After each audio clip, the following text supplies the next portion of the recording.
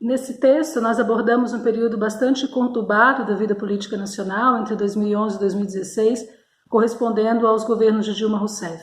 Nós olhamos esse período na perspectiva das mobilizações sociais, e desde esse ponto de vista, esse período se destaca por dois intensos picos de mobilização inéditos na história política brasileira, que foi junho de 2013 e 2015 e 2016, na campanha pelo impeachment.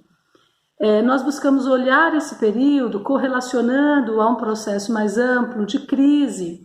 E nesse sentido, acho que a primeira contribuição do artigo é não pensar esses protestos de forma isolada, mas compreendendo-os num panorama mais amplo, a partir daquilo que alguns chamam da crise do lulismo ou da crise do modelo neodesenvolvimentista. Então, acho que esse é o primeiro ponto onde o artigo busca dar uma contribuição e entender esse período de forma mais integrada. O segundo é a contribuição propriamente teórica do nosso artigo, é propor uma abordagem integrada dos protestos, que, dialogando com uma agenda de pesquisa internacional, busca trazer o capitalismo de volta ao estudo de movimentos sociais. A professora Andréa Galvão é estudiosa do campo de trabalho e sindicalismo e é um dos estudos de movimentos sociais e participação política no Brasil, e o nosso esforço nesse artigo é colocar uma agenda de pesquisa que busca promover o diálogo entre a teoria do confronto político e a perspectiva marxista. Nesse sentido, o artigo abre uma agenda de pesquisa, não encerra, mas ele abre uma agenda de pesquisa que a gente deseja que tenha aí alguma contribuição para o campo. A terceira contribuição do artigo é a construção do inédito banco de dados de protestos no Brasil, abrangendo uma ampla gama de movimentos sociais e de formas de mobilização política.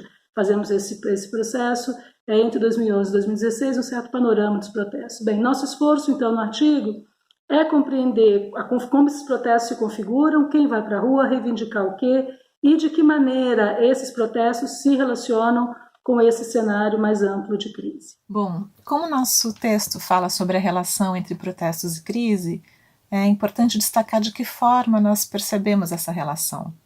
Os nossos dados mostram que os protestos aumentam no Brasil muito antes da crise ser percebida pela sociedade. Elas aumentam já a partir de 2012, enquanto a crise ela se manifesta, ela se torna evidente em 2014.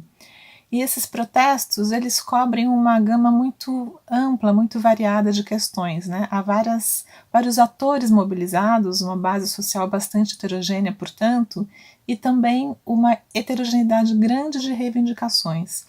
Em relação aos atores, nós temos desde atores tradicionalmente mobilizados, como trabalhadores, segmentos populares, sem terra, sem teto, também estudantes com a sua pauta tradicional de condições de trabalho, salário, terra, moradia, questões relacionadas à educação. Esses protestos eles vão ter um pico em 2013, com as manifestações de 2013, mas essa eclosão ela coloca em cena outros atores. Então nós temos aqui uma novidade a partir de 2013, que é a entrada das novas direitas nos protestos, nas manifestações, quer dizer, elas ganham a rua. E com as novas direitas, uma pauta mais política, porque se trata de colocar em questão governos, principalmente o PT, né, os governos do PT, os políticos do PT.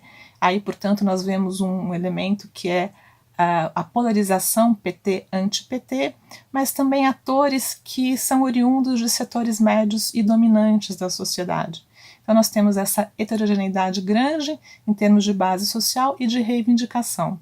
E percebemos uma relação, quer dizer, a nossa contribuição para o debate é justamente perceber essa relação entre os protestos de 2013 e depois o impeachment da Dilma em 2015 e 2016, porque esses protestos eles já colocam em questão a maneira diferenciada pela qual os grupos sociais se posicionam diante dos governos do PT. De um lado, esses setores à esquerda, de caráter mais popular, de trabalhadores, reivindicando a ampliação das medidas, das reformas promovidas pelos governos petistas, e de outro lado, esses setores à direita manifestando o seu descontentamento, a sua insatisfação com essas políticas. É nesse sentido que a gente percebe essa linha de continuidade, mas também essa heterogeneidade muito grande, porque os protestos não se reduzem à polarização PT-anti-PT, eles cobrem essa variedade grande de demandas.